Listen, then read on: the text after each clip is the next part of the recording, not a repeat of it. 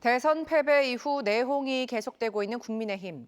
차기 지도 체제와 당 개혁안, 전당대회 개최 시기 등을 결정하지 못한 채 쇄신의 움직임은 일단 멈춰선 상태입니다. 다음 주 월요일 신임 원내대표 결정 이후로 논의가 넘어가는 모양새인데요. 황상현 기자가 배종찬 인사이트 K 소장과 함께 관련 소식 분석해드립니다. 국민의힘은 일단 당 쇄신안을 논의하는 의원총회가 취소됐습니다. 예정했던 의총을 40분 앞두고 권성동 원내대표가 당내 갈등과 분열의 모습으로 비칠 수 있다는 이유로 연기했잖아요. 배 소장님, 어떻게 보세요? 내용이죠. 그러니까 예정됐던 의총은 해야 되죠. 예. 그럼에도 불구하고 의총을 하지 않은 것보다도 김용태 비상대책위원장 그래도 당대표 역할을 하고 있는 거 아니에요? 논의 안 한 것. 예. 전달이 안 됐다는 거예요. 그러니까 이제 비윤계 쪽에서는 예. 발끈할 수밖에 없는 예. 것이고 결과적으로는 이런 모습 자체가 여전히 지금 대선 수습이 안 되고 있고 깊은 내용 속으로 빠져들고 있는 것으로 보입니다.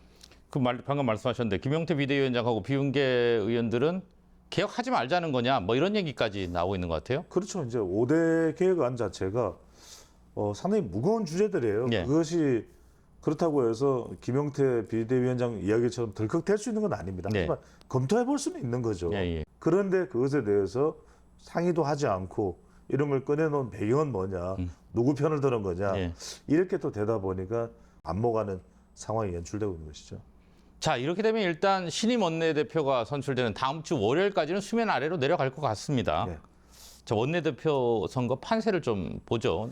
16일 선출되는 원내대표가 사실상 당을 수습하는데 주도권을 줄 수밖에 없다. 여하튼 의원들로부터 선출되는 거잖아요. 그러면 누가 되느냐?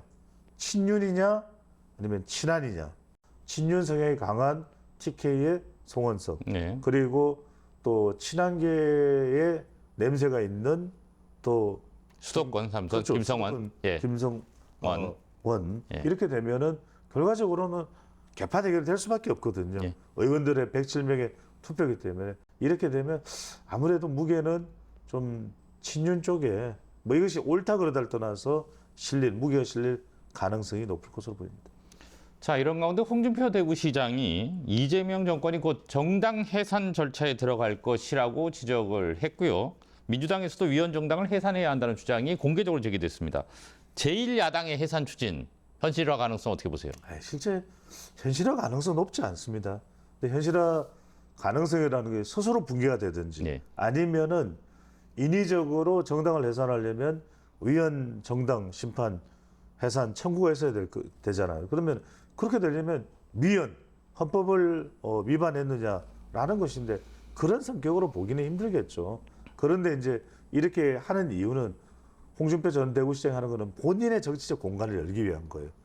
자, 이재명 대통령이 G7 정상회의에 초청을 받아서 참석을 합니다. 첫 국제 무대잖아요. 그리고 지금 정말 중요한 시기고 어떤 모습 역할을 기대해 볼 수 있을까요? 가장 중요한 것은 대외적으로 대한민국이 안정돼 있다.